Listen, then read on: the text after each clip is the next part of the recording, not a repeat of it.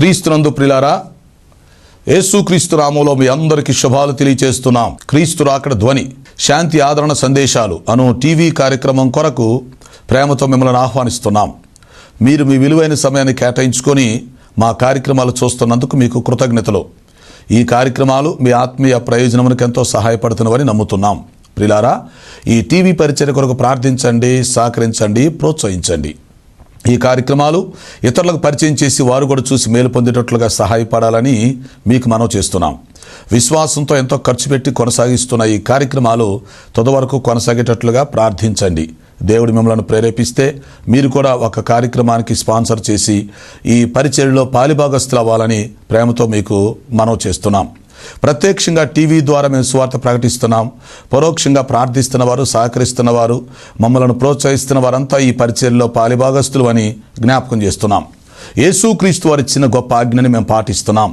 మీరు వెళ్ళి సమస్త జనులను శిష్యులనుగా చేయుడి అని ప్రభు చెప్పారు కనుక ఈ టీవీ ద్వారా మీ గృహాల్లో ప్రవేశించి మిమ్మల్ని పలకరించి మీకు సువార్త చెప్పి మిమ్మల్ని ప్రభు రాకడ కొరకు ఎత్తబడే దేవుని సార్వత్రిక సంఘము కొరకు సిద్ధపరచడానికి మా వంతు ప్రయత్నాన్ని మేము కొనసాగిస్తున్నాం. యేసుక్రీస్తు రెండవ రాకడను గురించి, ప్రపంచ భవిష్యత్తును గురించి అనేకమైన విషయాలు మనం తెలుసుకొని మనం సిద్ధపడి మనం ఇతరులను సిద్ధపరచడానికి దేవుడు మనకిచ్చిన ఈ మంచి అవకాశాన్ని మనం అందరం కలిసి వినియోగించుకుందాం. ప్రస్తుతం మనం యేసుక్రీస్తు రెండవ రాకడ వర్తమానాలు ఒక సబ్జెక్టుగా తీసుకొని సీరియల్గా ధ్యానం చేస్తున్నాము. 7 తీర్పులు, 7వ తీర్పు ధవళ సింహాసనం తీర్పును గురించి ఆలోచిస్తున్నాం. ప్రార్థన. తండ్రి, నీ పాదములు స్తుతి స్తోత్రాలు.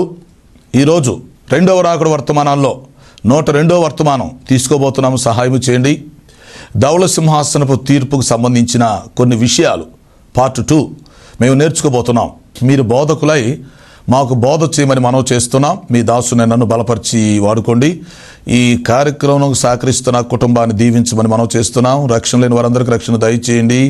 రక్షణ పొందిన వారిని సంఘంలో స్థిరపరిచి బలపరిచి మీ రాకడ కొరకు సిద్ధపరచమని మనవి చేస్తున్నాము. మాకు అవసరమైన సందేశం దయచేసి మీరే మహిమ పొందమని యేసు పరిశుద్ధ నామములో అడుగుచున్నాను తండ్రి, ఆమేన్. ప్రియులారా, మంచిది. కూడి వచ్చిన మీ అందరికీ మరొకసారి శుభాలు, ప్రత్యేక వందనాలు తెలియచేస్తూ మిమ్మల్ని వర్తమానం కొరకు ఆహ్వానిస్తున్నాం. మీరు వింటున్న చూస్తున్న ఈ వర్తమానాలు క్రీస్తు రాకడ ధ్వనిలో యూట్యూబ్లో, ఫేస్బుక్లో మీకు అందుబాటులో ఉంటున్నాయి. ఆ అవకాశాన్ని మీరు ఉపయోగించుకోవచ్చు. క్రీస్తు రాకడ ధ్వని యూట్యూబ్ ఛానల్ సబ్స్క్రైబ్ చేయండి. మీకు తెలిసిన అందరికీ షేర్ చేయండి. ఓకే, ప్రస్తుతం మనం రెండవ రాకడ వర్తమానాలు ఒక సబ్జెక్టుగా తీసుకొని సీరియల్గా ధ్యానం చేస్తున్నాం, నేర్చుకుంటున్నాం. ఓకే, ఈ రెండవ రాకడ వర్తమానాల్లో 7 తీర్పులు అనే అంశాన్ని గురించి మనం ఆలోచిస్తున్నాం. అందులో 7వ తీర్పు ధవళ సింహాసనపు తీర్పు. ఓకే, ఈ తీర్పును గురించి గత కార్యక్రమంలో కొన్ని విషయాలు మీకు చెప్పడం జరిగింది. ఈ తీర్పును గురించి మరికొన్ని విషయాలు ఈ కార్యక్రమంలో మనం చూద్దాం. అంటే ధవళ సింహాసనపు తీర్పు పార్ట్ 2 అనుకోండి, కొనసాగింపు. ప్రియులారా, ఈ ధవళ సింహాసనం తీర్పుని గురించి ఆలోచిస్తున్నప్పుడు కొన్ని ముఖ్యమైన విషయాలు ఇక్కడ మనం అర్థం చేసుకోవాలి. కొన్ని ప్రశ్నలకు జవాబు తీసుకోవలసి ఉంది. ఓకే, ఇది భవిష్యత్తులో జరగబోతున్న చిట్ట చివరి తీర్పు. దీనిని ఫైనల్ జడ్జిమెంట్ అని పిలుస్తాం. ఈ తీర్పుతో పాత సృష్టి మొత్తం నాశనమైపోయి అంతమైపోయి తర్వాత మరలా నూతన సృష్టి జరగబోతుంది. అది మీరు అర్థం చేసుకోండి. ఓకే, అయితే యోహాను భక్తుడు పద్మాసు దీవులో ఒక దర్శనములో ఈ విషయాన్ని చూడటం జరిగింది. భవిష్యత్తులో జరగబోయే ఈ తీర్పును గూర్చి అది ఎలా జరుగుతుందో యోహాను భక్తుడు ముందుగానే చూసి గ్రంథస్థం చేసి పెట్టాడు. సో అందువల్ల మనకు తెలిసింది, మనం ఈరోజు ఆలోచిస్తున్నాం, ధ్యానం చేస్తున్నాం, జాగ్రత్త పడమని ప్రజలకు చెప్తున్నాం. ఓకే, సో ఇప్పుడు ధవళ సింహాసనం తీర్పును గురించి ఆలోచిస్తున్నప్పుడు కొన్ని విషయాలు ఆలోచించండి. ఒకటి, అసలు ఈ తీర్పు ఎవరు తీరుస్తారు? ఈ తీర్పులో అధికారి ఎవరు? లేక ఇక్కడ తీర్పు తీర్చే జడ్జి, నాయకుడు ఎవరు అని ఆలోచిస్తే వాస్తవానికి ఇక్కడ తీర్పు తీర్చేది తండ్రి అయిన దేవుడే, యెహోవా దేవుడు. అయితే ఈ విషయం ఏంటంటే ఆయన ఈ తీర్పు తీర్చే అధికారమును తన అద్వితీయ కుమారుడైన యేసుక్రీస్తుకి ఇస్తాడని, ఆయన తీర్పు తీరుస్తాడని మనం కూర్చోవాలి, ఆలోచించాలి. అంటే మరి తండ్రి అయిన దేవుడు మహావృద్ధుడుగా ఆ ధవళ సింహాసనం మీద కూర్చుండినప్పటికీ యేసుక్రీస్తు వారు తీర్పు తీరుస్తాడని మనం అర్థం చేసుకోవాలి. కారణం ఏంటంటే తండ్రి కుమార పరిశుద్ధాత్మలు ముగ్గురు ఒకటే కాబట్టి మనమేం కన్ఫ్యూజ్ అవ్వాల్సిన అవసరం లేదు. సో తండ్రి అయిన దేవుడు తీర్పు తీర్చే అధికారం యేసుక్రీస్తుకి ఇస్తారని మనం తెలుసుకోవాలి. వాక్యం ఏం చెప్తుందంటే తండ్రి ఎవరికీ తీర్పు తీర్చడు అని యేసు ప్రభువే స్పష్టంగా చెప్పాడు. తండ్రి ఎవరికి తీర్పు తీర్చడో ఆ తీర్పు తీర్చే అధికారం నాకు ఇస్తాడని ఆయన చెప్తున్నట్టుగా దాని అర్థం. అంతేకాదు తిమోతికి రాసినటువంటి 2వ పత్రిక 4వ అధ్యాయంలో 1వ వచనంలో మనం చూసినప్పుడు సజీవులకును మృతులకును తీర్పు తీర్చు క్రీస్తు యేసు ప్రత్యక్షత తోడు అంటాడు. సో సజీవులకు మృతులకు యేసుక్రీస్తు వారు తీర్పు తీరుస్తాడు అని పౌలు గారు పరిశుద్ధాత్మ ద్వారా గ్రహించి అక్కడ ఆ పత్రికలో చెప్పినట్టుగా మనం చూస్తాం. సో ఇక్కడ మనకేమర్థమవుతుంది? ఈ ధవళ సింహాసనం దగ్గర తీర్పు తీర్చే వ్యక్తి యేసుక్రీస్తు అని మనకు అర్థమవుతుంది. ఓకే, తర్వాత ఈ తీర్పు ఎవరికి జరుగుతుంది? ఓకే, అది ధవళ సింహాసనం, యేసుక్రీస్తు వారు తీర్పు తీరుస్తున్నారు. ఓకే, అయితే ఇప్పుడు ఈ తీర్పు ఎవరికి జరుగుతుంది అంటే రక్షించబడిన వారికి ఈ తీర్పు జరగదు. ఎవరైతే యేసుక్రీస్తును సొంత రక్షకుడిగా ప్రభువుగా అంగీకరిస్తున్నారో, ఈ రక్షణ పొందుతున్నారో, లేక విశ్వాసులుగా సేవకులుగా జీవిస్తున్నారో వారు ఇక్కడికి రారు, వారికి ఈ తీర్పు జరగదు అని మనం తెలుసుకోవాలి. ఆ విషయం మనకు ఎలా తెలుస్తుంది? యోహాను సువార్త 5:24 చూడాలి. యోహాను సువార్త 5:24 నా మాట విని నన్ను పంపిన వాని యందు విశ్వాసముంచువాడు నిత్య జీవం గలవాడు, వాడు తీర్పులోనికి రాక మరణములో నుండి జీవములోనికి దాటి ఉన్నాడు అని చెప్పబడింది. ఈ రక్షణ పొందిన వ్యక్తి తీర్పులోనికి రాక అంటే ధవళ సింహాసనం తీర్పు దగ్గరికి రాడు అని దాని అర్థం. కాబట్టి రక్షించబడిన వారు ఇక్కడ తీర్పులోకి రారు. ఓకే, సరే, అయితే ఈ తీర్పు ఇప్పుడు ఎవరికి జరుగుతుంది? ఈ తీర్పులో ఎవరు నిలబడతారు అని మనం ఆలోచించినప్పుడు మీకు 2 విషయాలు చెప్తున్నాం ఎవరు నిలబడతారో. ఒకటి పాపులైన వారు, 2 మృతులైన వారు.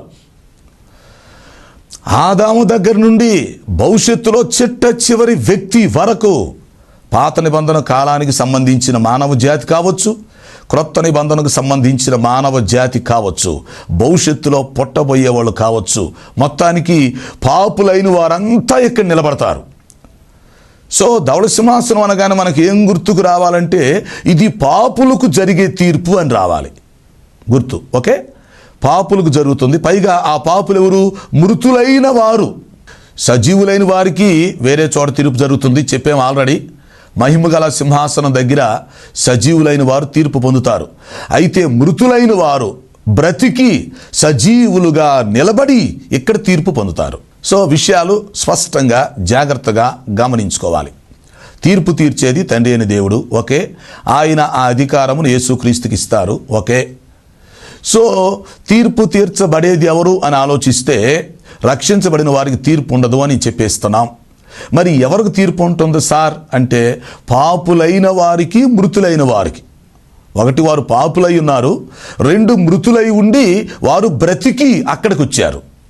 ఓకే, తర్వాత ఈ మృతులైన వారు ఎలా బ్రతికారు, ఎక్కడి నుంచి వచ్చారని మనం చూస్తే ప్రకటన గ్రంథం 20వ అధ్యాయము 13వ వచనం ప్రకారం వీరు మరి 3 స్థలాల నుంచి వచ్చినట్టుగా మనం చూస్తాం. ప్రకటన గ్రంథంలో 20వ అధ్యాయం 11వ వచనం నుంచి 15వ వచనం వరకు మనం చూసినప్పుడు ధవళ సింహాసనం తీర్పును గురించి మనం అక్కడ చూస్తాం. అయితే మరి ఈ మృతులు ఎక్కడి నుంచి వచ్చారు అన్నప్పుడు 13వ వచనంలో చూస్తాము 3 బ్యాచ్లు అక్కడ మనకు కనిపిస్తున్నారు. వీళ్ళంతా పాపులు ప్లస్ మృతులు. అయితే వీళ్ళు 3 గ్రూపులుగా వచ్చినట్టుగా మనం చూస్తున్నాం. అక్కడ ఏం చెప్పాడు? మరణము తన వశములో ఉన్న మృతులను అప్పగించెను.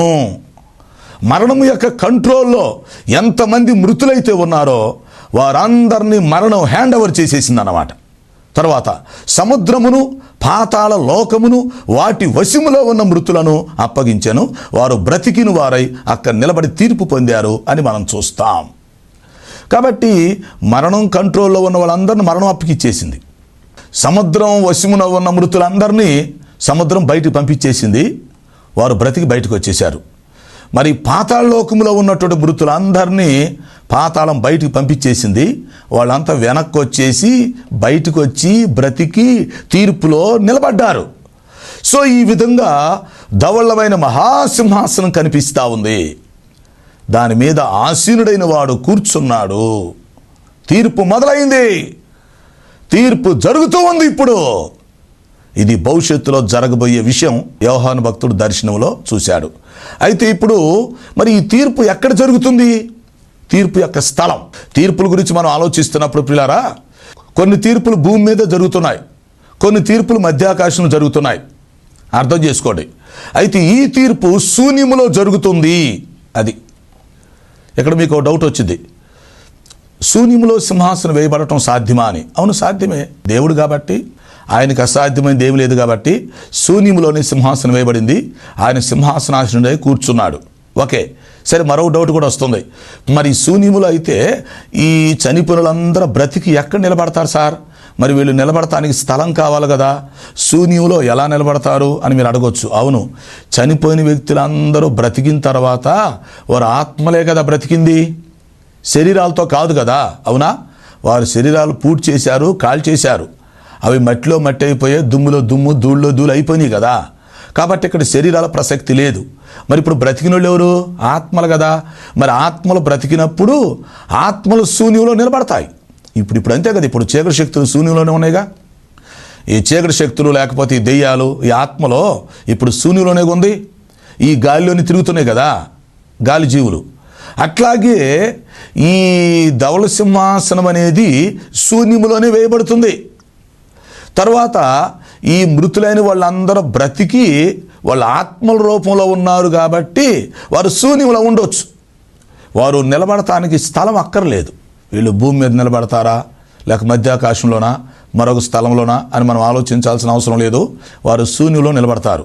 పైగా ఇంకొక విషయం ఏంటి, అక్కడ ప్రకటన 20:11 ఏం చెప్తుంది? ఆయన ధవళ సింహాసనం మీద కూర్చున్నప్పుడు భూమి ఆకాశములు ఆయన సముఖము నుండి పారిపోయాయి అని చెప్తుంది వాక్యం. ఎంత భయంకరమైన విషయం చూసారా? అంటే ఈ ధవళ సింహాసనం తీర్పు జరిగే సమయానికి అసలు భూమే లేదు, భూగ్రహం మొత్తం నాశనమైపోయిద్ది. అర్థమైందా? భూగ్రహం మొత్తం నాశనమైపోతుంది. భూమి మీద ఉన్న సజీవులందరూ సజీవ దహనమై బూడిదైపోతారు. పంచభూతాలు కూడా లైవ్ అయిపోతాయి. కాబట్టి ధవళ సింహాసనం తీర్పు వచ్చేసరికి అసలు భూమి కనపడటం లేదు, భూమి మీద ఉన్నటువంటి మనుషులు కూడా కనిపించడం లేదు, కాలిపోతున్నారు. కాబట్టి భూమి ఆయన సముఖం నుంచి పారిపోయింది, అది వెళ్ళిపోయింది లేదు. ఆకాశం కూడా చుట్టబడిన గ్రంథంలాగా అది కూడా తొలగిపోయింది. కాబట్టి ఇక్కడ మనకు కనిపించేది ఏంటిది? శూన్యం. శూన్యంలో సింహాసనం, సింహాసనం మీద ప్రభు ఆసీనుడై ఉన్నాడు. ఓకే, తీర్పు జరుగుతుంది. మృతులకి పాపులు ఇక్కడ తీర్పు పొందుతున్నారు. అవునా? సో ఈ మృతులు మరి 3 గ్రూపులుగా వచ్చి ఇక్కడ నిలబడ్డారు. మరణం వశములో ఉన్న మృతులు మొత్తం ఇక్కడికి వచ్చేసారు. అలాగే పాతాళం, సముద్ర వశములో ఉన్న మృతులు మొత్తం ఇక్కడికి వచ్చేసారు. అంటే ఏ సమయంలో ఎప్పుడు సముద్రంలో పడి చనిపోయినా, జల సమాధి అయినా వాళ్ళు ఇక్కడికి వస్తున్నారు కదా. లేదు, కొంతమంది తల్లి గర్భంలోనే ఉండి చనిపోవచ్చు కదా. 6 నెలలు దాటిన తర్వాత ఆ వ్యక్తిలోకి జీవం వస్తుంది కదా. 6 నెలలు దాటిన తల్లి గర్భంలో కొంతమంది చనిపోవచ్చు, పుట్టినమ్మటినే కొంతమంది చనిపోవచ్చు, వృద్ధాప్యంలో కొంతమంది చనిపోవచ్చు, మనం చెప్పలేం కదా. కాబట్టి ఎవరు ఎక్కడ చనిపోయినా, ఎలా చనిపోయినా సరే మొత్తం ఇక్కడికి వస్తారు. మరణశాస్త్రం ప్రకారం 300 రకాల మరణాలు ఉన్నాయి, గుర్తుపెట్టుకోవాలి. సో ఏ విధంగా ఎవరు మరణించినా సరే మరణించిన వాళ్ళు మొత్తాన్ని మరణం తీసుకొచ్చి ఇక్కడ అప్పగిచ్చేస్తుంది. ఇదిగో సార్, ఈ పలానా వ్యక్తి ఈ విధంగా చనిపోయాడండి, ఇదిగో ఈ వ్యక్తి రక్షణ పొందకుండా చనిపోయాడండి, ఈ వ్యక్తి ఒక పాపండి, కాబట్టి ఈ వ్యక్తిని మీకు అప్పగిస్తున్నానండి అని చెప్పి మరణం ఏం చేస్తుందంటే తన వశంలో ఉన్న మృతులను తీసుకొచ్చి అక్కడ నిలబెడుతుంది. అలాగే సముద్రం కూడా, ఇదిగో నాలో పడి చాలామంది చనిపోయారండి, ఓడలు మునిగిపోయో, విమానాలు పేలిపోయో, లేకపోతే సముద్రంలోకి వచ్చి చాలామంది చనిపోయారండి, నా అండర్లో ఎంతమంది ఉన్నారండి, ఇదిగో ఈ ఆత్మలు మొత్తాన్ని మీకు అప్పగిచ్చేస్తున్నాను చూసుకోండి అని చెప్పి సముద్రం వాళ్ళని బయటికి తీసుకొచ్చేసి వాళ్ళు బ్రతికిన తర్వాత వారు అక్కడ నిలబడుతున్నారు. ఇక పాతాళ లోకంలో అంటే సరే పాతాళము అపరిమితంగా నోరు తెరుచుకొని ఉంది. కొన్ని కోట్ల మంది అందులో ఉన్నారు. పాత నిబంధన కాలంలో పడినోళ్ళు ఉన్నారు, క్రొత్త నిబంధన కాలంలో పడినోళ్ళు ఉన్నారు, రేపు శ్రమల కాలంలో పడేవాళ్ళు ఉన్నారు, భవిష్యత్తులో పడేవాళ్ళు ఉన్నారు. కాబట్టి ఈ పాతాళం వశంలో ఉన్న వాళ్ళు మొత్తం బయటకు వచ్చేస్తారు, బ్రతుకుతారు. ఆ తర్వాత వాళ్ళు కూడా తీర్పులో నిలబడతారు. సో ఈ విధంగా ధవళ సింహాసనం దగ్గర మనం ఆలోచిస్తే కొన్ని వందల కోట్ల మంది ఉంటారా, వేల కోట్ల మంది ఉంటారా అని ఆలోచించాల్సి వస్తుంది. సరే, మొత్తానికి అసంఖ్యాకమైన ప్రజ ఎక్కడ నిలబడ్డారు అనేది వాస్తవం. వీళ్ళందరూ తీర్పు పొందటానికి ఇక్కడ నిలబడ్డారు, అది మనకు అర్థమైంది. తర్వాత విషయం ఏంటంటే ఇక్కడ కొన్ని గ్రంథాలు తీసుకొచ్చారు. ఎన్ని గ్రంథాలో చెప్పలేదు కానీ యోహాను భక్తుడు దర్శనంలో చూస్తున్నాడు. కొన్ని గ్రంథాలు ఇక్కడ తీసుకొచ్చారు. అందులో ప్రత్యేకమైనది జీవ గ్రంథం అన్నారు. ఈ జీవ గ్రంథం ఆధారం చేసుకొని ఇక్కడ తీర్పు జరుగుతుంది. జీవ గ్రంథం గురించి చెప్పిన సపరేట్గా ఒక మెసేజ్ కూడా మీకు ఇస్తా తర్వాత. సో ఇక్కడ ధవళ సింహాసనం దగ్గర జీవ గ్రంథాన్ని ఆధారం చేసుకొని తీర్పు జరుగుతుంది. ఓకే, అంటే జీవ గ్రంథంలో పలానా వ్యక్తి పేరు ఉందా లేదా అది కావాలి. వారు పెద్దోళ్ళ చిన్నోళ్ళ అని కాదు, పేదోళ్ళ గొప్పోళ్ళ అని కాదు, వాళ్ళు స్త్రీల పురుషుల నపుంసకుల అని కాదు. ఇక్కడ ఒక్కటే సమస్య, జీవగ్రంథంలో పేరుందా లేదా అది కావాలి. నిజంగా జీవగ్రంథంలో ఆ పేరు లేకపోతే ఎంత భయంకరంగా ఉంటుందో ఆ దృశ్యం మనం ఊహించుకోలేము, ఊహించి తట్టుకోలేము. జీవగ్రంథంలో ఎవరి పేర్లైతే వ్రాయబడతాయో ప్రియులారా, వారు ఈ తీర్పులోనికి రాకుండా తప్పించబడే అవకాశం కూడా ఉంది. జీవగ్రంథంలో ఎవరి పేర్లు అయితే ఉంటాయో వాళ్ళు ఈ తీర్పులోకి రావాల్సిన అవసరం కూడా ఉండదు. పైగా జీవగ్రంథంలో ఈ పేర్లు వ్రాయబడినప్పుడు వారు పరలోక రాజ్యంలో ప్రవేశిస్తారు. జీవగ్రంథంలో ఎవరి పేర్లు అయితే ఇక్కడ కనిపించవో వారు తీర్పు పొంది శిక్ష విధించబడి నిత్య నరకమునకు అగ్ని గుండమునకు పంపించబడతారు అని మనం అర్థం చేసుకోవాలి. ఓకే, పరలోకములు ఎలాగా గ్రేడ్లు ఉంటాయో నరకంలో కూడా గ్రేడ్లు ఉంటాయని మనం అర్థం చేసుకోవచ్చు. పరలోకము శాశ్వతమైంది, నరకం కూడా శాశ్వతమైనది అని మనం అర్థం చేసుకోవచ్చు. అందుకని అక్కడ అగ్ని ఆరదు, పురుగు చావదు అని చెప్పబడింది. ఓకే, తర్వాత ఈ ధవళ సింహాసనం తీర్పు యొక్క ముఖ్యమైన ఉద్దేశం ఏంటి? ఈ తీర్పు ఎలా జరుగుతుంది, ఎందుకు జరుగుతుంది అంటే ఇది జీవ గ్రంథాన్ని ఆధారం చేసుకొని జరుగుతుంది. అది ఈ తీర్పులో ముఖ్యమైన పాత్ర పోషిస్తుంది జీవ గ్రంథం. అందుకని యేసుక్రీస్తు వారు కొన్ని సందర్భాల్లో జీవ గ్రంథం గురించి చెప్పాడు. ఒకసారి శిష్యులు గొప్పగా పరిచర్య చేసి వచ్చినాక సంతోషంగా ఆయనకి రిపోర్ట్ ఇస్తారు. గుర్తుందా మీకు? ఏం చెప్తారు? ప్రభువా, మేము చక్కగా సువార్త ప్రకటించి వచ్చాము, నీ నామంలో మేము దెయ్యాలు కూడా ఎలగొట్టాము, అద్భుతాలు స్వస్థతలు కూడా చేశాము, మరి చాలా సంతోషం అనిపిస్తుంది అని వాళ్ళు హ్యాపీగా రిపోర్ట్ ప్రభుకి ఇస్తారు. అప్పుడు ప్రభు ఏం చెప్తాడు తెలిసిన? దెయ్యములు వెళ్ళిపోయినందుకు కాక, లేక ఏదో స్వస్థతలు అద్భుతాలు జరిగినందుకు కాక, మీ పేర్లు జీవగ్రంథంలో వ్రాయబడినందుకు సంతోషించండి అని ప్రభు చెప్తాడు. అంటే ఈ లోకములో జరిగినటువంటి అద్భుతాలను బట్టి, స్వస్థతలను బట్టి వాళ్ళు ఆనందిస్తూ ఉంటే ప్రభు అంటున్నారు, వాటిని బట్టి కాదు, జీవగ్రంథంలో మన పేర్లు వ్రాయబడి ఉండటం అనేది గొప్ప విషయం, దాన్ని బట్టి మీరు ఆనందించండి ఆయన తన శిష్యులకు చెప్పినట్లుగా మనం చూస్తాం. అలాగే ఫిలిప్పీలకు రాసిన పత్రిక 4వ అధ్యాయంలో పౌలు గారు అంటారు, ఈ పరిచర్య చేసిన వారిని మెచ్చుకొని వారి పేర్లు జీవగ్రంథంలో వ్రాయబడి ఉన్నవి అంటాడు. సో బైబిల్లో అక్కడక్కడ జీవగ్రంథం యొక్క ప్రస్తావన వచ్చింది. అందులో ముఖ్యంగా ధవళ సింహాసనం తీర్పు దగ్గరికి వచ్చేసరికి ఇక్కడ ముఖ్య పాత్ర పోషిస్తుందే జీవగ్రంథం. కాబట్టి జీవగ్రంథంలో ఎవరి పేర్లు ఉన్నవి, ఎవరి పేర్లు లేవు అనేది ఇక్కడ ముఖ్య విషయం. జీవగ్రంథంలో ఎవరి పేర్లు అయితే ఉంటాయో వారు పరలోకంలో ప్రవేశిస్తారు, నిత్యత్వంలో ప్రవేశిస్తారు.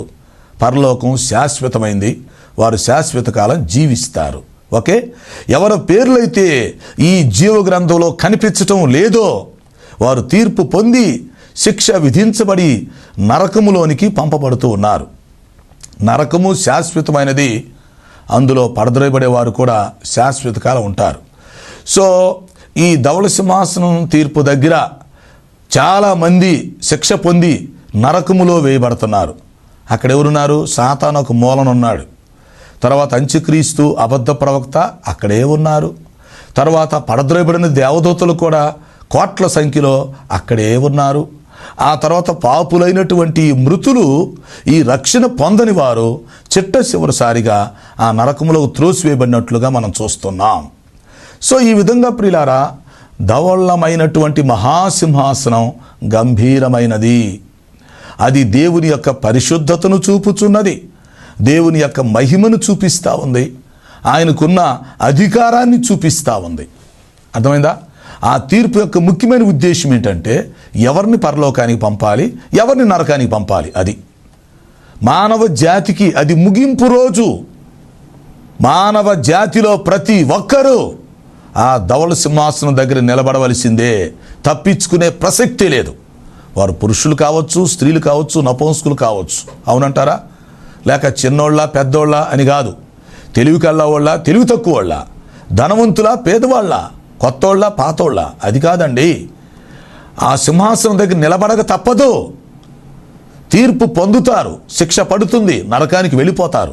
అందుకని బ్రతికుండగానే ఏం చేయాలంటే ప్రతి ఒక్కరూ వ్యక్తిగతంగా ఆత్మరక్షణ పొందుకోవాలి. అది నీవు బ్రతికుండగానే, నీవు మరణించక ముందే, రాకముందే అక్కడ నిలబడకుండా ఉండాలంటే నీవు వ్యక్తిగతంగా ఆత్మరక్షణ పొందుకొని ఉండాలి.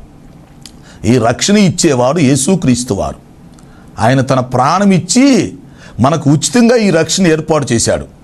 వాస్తవానికి ఈ రక్షణ అమూల్యమైనది. అమూల్యమైనదంటే వెలపెట్టి కొనలేనిది. అయితే అమూల్యమైనటువంటి రక్షణ ఆయన మనకు ఉచితంగా ఇచ్చాడు. ఉచితంగా ఇచ్చాడు కానీ ఉచితంగా రాలేదు, ఆయన మూల్యం చెల్లించాడు. అది అర్థం చేసుకోవాలి. రక్షణ ఉచితంగా వచ్చింది, ఇచ్చాడు ప్రభు మనకి, కానీ అది ఉచితంగా రాలా. ఆయన వెలపెట్టి కొన్నాడు రక్షణని మన కోసం మూల్యం చెల్లించాడు. ఏంటి? తన ప్రాణాన్నే పెట్టాడు. తన రక్తాన్ని చివరి బొట్టు వరకు కార్చి ఆ అమూల్యమైనటువంటి రక్షణను ఉచితంగా మనకు ఏర్పాటు చేశాడు. కాబట్టి ఈ రక్షణ భాగ్యం ఎంతమంది అయితే పొందుకుంటారో వారు తీర్పు నుంచి తప్పించబడతారు, మరణములో నుండి జీవములోనికి దాటిపోతారు. ఓకే, ఈ రక్షణ భాగ్యం ఎవరైతే పొందుకోరో వారు ఈ తీర్పులో నిలబడి నిత్య నరకానికి వెళతారు. అందుకే ఒక భక్తుడు అన్నాడు, రక్షించబడిన వారు ధన్యులు, రక్షణ పొందని వారు అన్యులు అన్నాడు. ఎవరు రక్షించబడ్డారు వారు ధన్యులు, ఎవరు రక్షించబడలేదు వారు అన్యులు. సో ఈ ధవళ సింహాసన తీర్పు ఎప్పుడు జరుగుతుంది? ముందు 1000 ఏళ్ల పరిపాలన జరిగి అయిపోవాలి. 1000 ఏళ్ల పరిపాలన అయిపోయిన తర్వాత చిట్ట చివరి కుట్ర ఇంకోటి ఉంది. దాని పేరు గోగు మాగోగు యుద్ధం. అది యేసుక్రీస్తుకి సాతానుకు మధ్య జరిగే మహాయుద్ధం. సో ఆ గోగు మాగోగు యుద్ధం కూడా అయిపోవాలి. అర్థమైందా? 1000 ఏళ్ల పరిపాలన అయిపోవాలి, గోగు మాగోగు యుద్ధం కూడా అయిపోవాలి. ఆ తర్వాత ఆకాశం నుంచి అగ్ని వర్షంలాగా పడిద్ది అన్నాడు భూమి మీద. ఆకాశం నుంచి అగ్ని వర్షంలాగా పడి భూగోళమంతా అగ్ని చేత కాల్చబడి బూడిదైపోతే భూమి మీద ఉన్నటువంటి సజీవులైన మానవ జాతి మొత్తం సజీవ దహనమైపోతారు. జీవరాశులు కూడా దహించిపోతాయి. చివరికి భూగ్రహమే తీసివేయబడుతుంది. భూమి ఆకాశాలు గతించిపోతాయి, పంచిభూతాలు లయమైపోతాయి. శూన్యములో నుంచి వచ్చిన సృష్టి తిరిగి శూన్యములో కలిసిపోతుంది. ఓకే, శూన్యములో నుంచి ఈ సృష్టి వచ్చింది, చివరికి శూన్యమైపోతుంది. ఓకే, ఆ శూన్యములోనే ఈ ధవళమైన మహాసింహాసనం వేయబడుతుంది. అందులో ఆయన ఆసీనుడిగా కూర్చుంటాడు. ఆ సింహాసనం మీద కూర్చుండి ఆయన మానవ జాతికి తీర్పు తీర్చబోతున్నాడు. ఈ మృతులైన వారందరూ, పాపులైన వారందరూ బ్రతికి అక్కడ తీర్పులో నిలబడుతున్నారు. ఒక విషయం మీరు గమనించండి, ధవళ సింహాసనం దగ్గర ఎవరెవరు నిలబడతారు అనేది వచ్చే వర్తమానంలో మీకు ఇస్తాం. ధవళ సింహాసనం దగ్గర నిలబడే వరసలు మీకు ఇస్తాం, అవి కూడా మీరు గమనించవచ్చు. తర్వాత ఇక్కడికి చిన్నపిల్లలుగా ఉండి మరణించిన వాళ్ళు, పిచ్చోళ్ళుగా ఉండి మరణించిన వాళ్ళు మరి రారు అని కూడా మనం అర్థం చేసుకోవచ్చు. ఎందుకంటే చిన్నపిల్లలుగా ఉండి చనిపోయిన వాళ్ళు ప్రత్యేకంగా రక్షణ పొందే పరిస్థితి లేదు. రక్షణ పొందే పరిస్థితి ఎప్పుడు వచ్చిందంటే ఒక వ్యక్తికి ఊహాజ్ఞానం తెలిసిన దగ్గర నుంచి వచ్చింది. అంటే ఎప్పుడైతే ఒక వ్యక్తికి పాపం అంటే ఏంటో తెలుస్తుందో, దేవుడు అంటే ఎవరో ఏంటో తెలుస్తుందో, మంచి చెడ్లు ఎప్పుడైతే తెలుస్తాయో అప్పటి నుంచి ఆ వ్యక్తి లెక్క చెప్పే పరిస్థితికి వస్తాడు. అయితే ఊహాజ్ఞానం తెలియటం అనేది కరెక్ట్గా వయసు మనం చెప్పలేం. ఇప్పుడు కొంతమందికి 10 సంవత్సరాల వయసులో ఊహాజ్ఞానం తెలియచ్చండి, కొంతమందికి 15 సంవత్సరాల వయసులో తెలియచ్చండి, కొంతమందికి ఇంకా చిన్న వయసులో తెలియచ్చు. ఎందుకంటే ఇప్పుడు జ్ఞానం ఎక్కువైంది కదా పిల్లలకి. కాబట్టి దీనికి కరెక్ట్గా ఒక వయసు మనం చెప్పలేం, కానీ ఓ పాయింట్ చెప్తాం. ఊహాజ్ఞానం తెలిసిన దగ్గర నుంచి లెక్కలోకి వస్తుంది. ఊహాజ్ఞానం తెలియక ముందు చిన్నపిల్లలుగా ఉండి మరణించారు అనుకోండి, వారు రక్షణ పొందిన వారి కిందే లెక్క. ఎందుకంటే ప్రభు చెప్పాడు కదా, చిన్న పిల్లలను ఆటంకపరచక నా యొద్దకు రానీయుడి, ఇలాంటి వారిదే పరలోక రాజ్యం అని ప్రభువే చెప్పాడు. చిన్నపిల్లలను ఎత్తుకున్నాడు, వారిని ముద్దు పెట్టుకున్నాడు. అవునా, వాళ్ళ తలల మీద చేతులుంచి ప్రార్థన చేశారు, వారిని ఆశీర్వదించారు. సో అవన్నీ మనం చూస్తాం. కాబట్టి చిన్నపిల్లలు ఊహాజ్ఞానం తెలియనప్పుడు ఇంకోరు రక్షణ పొందే విషయం కిందకి లెక్కకు రారు. ఇంకోటి ఏంటంటే పిచ్చోళ్ళు, అంటే మానసిక వికలాంగులు ఉంటారు. వాళ్ళకి మనసే పనిచేయట్లేదు, వాళ్ళకి మంచి చెడులు తెలియవు, వయసు ఎంత ఉన్నా సరే ఉపయోగం లేదు. సో ఇప్పుడు ఇలాంటి వాళ్ళు మరణించారనుకోండి, ఇప్పుడు వీళ్ళకి తీర్పు ఏం జరిగిద్ది? తర్వాత వీళ్ళు ఎలా రక్షణ పొందుతారు ఆలోచించండి. వాళ్ళేమో చిన్నపిల్లలు, వీళ్ళేమన్నా పెద్దోళ్లే, కానీ మానసిక వికలాంగులు, వారికి మనసు పనిచేయట్లేదు. సో అలాంటప్పుడు వాళ్ళు ప్రత్యేకంగా రక్షణ పొందేది ఏముంటుంది? తీర్పులో ఏమి నిలబడతారు? సో అది మనం అర్థం చేసుకోవచ్చు. అందుకని ఎలా చెప్తామంటే, ఈ చిన్న పిల్లలకు, పిచ్చోళ్ళు లేక మానసిక వికలాంగులకు దేవుని మినహాయింపు ఉంటుందని మనం అర్థం చేసుకోవచ్చు. ఇకపోతే ఈ పాపులైన మృతులైన అందరూ బ్రతికి ధవళ సింహాసనం దగ్గర తీర్పు పొందుతారు. ఒక్క వ్యక్తి కూడా మిస్ అయ్యే ప్రసక్తి లేదు. మనము దేవునికి లెక్క అప్పగించాలి, తప్పించుకోలేం. హెబ్రీ పత్రికలో చెప్పినట్టుగా 4:12 మనం ఎవరికి లెక్కప్ప చెప్పవలసి ఉన్నదో ఆ దేవుని కనులు ఎదుట ఏది మరుగు చేయబడక సమస్తమును తేటగా కనిపిస్తుందని వాక్యంలో ఉంది. కాబట్టి ప్రతి వ్యక్తి కూడా తన రహస్య జీవితం, బహిరంగ జీవితం దేవుడు తెలుసు. కాబట్టి ధవళ సింహాసనం దగ్గర నిలబడతాడు, తన క్రియలను బట్టి తీర్పు పొందుతారు. జీవ గ్రంథంలో పేరు లేకపోతే నిత్య నరకానికి వెళతారు. అందువల్ల ప్రియమైన వారులారా, ప్రతి ఒక్కరూ రక్షించబడి రాకడ కొరకు సిద్ధపడి ఈ తీర్పు నుంచి, నిత్య నరకము నుండి తప్పించబడాలని మీకు మరీ మనవి చేస్తూ ఈ వర్తమాన ముగింపు తీసుకొస్తున్నాం. అట్టి కృపణ దేవుడు మనందరికీ దయచేయును గాక. ప్రార్థన. తండ్రి, నీకు స్తోత్రాలు. విన్న వర్తమానం మా హృదయాల్లో ఫలింపచేయండి. రానున్న తీర్పు నుండి ఒక్కొక్కరిని తప్పించమని మనవి చేస్తున్నాం. రక్షణ లేని వారికి రక్షణ దయచేయండి. సమస్యలతో, అనారోగ్యతతో, అవసరాలతో వారికి సహాయం చేసి మహిమ పొందమని యేసు పరిశుద్ధ నామములో అడుగుచున్నాను తండ్రి. ఆమేన్. తండ్రి, కుమార పరిశుద్ధాత్మ త్రియేక దేవుని దీవెన మనకు తోడే నడిపించును గాక. ఆమేన్, ఆమేన్. ప్రియులారా, ఈ కార్యక్రమాలకు మీరు స్పాన్సర్ చేయాలని ఆశించినట్లయితే మా సెల్ ఫోన్ నెంబర్కి SMS చేయాలని మీకు మనవి చేస్తున్నాం. 9440402368 9440402368. God bless you.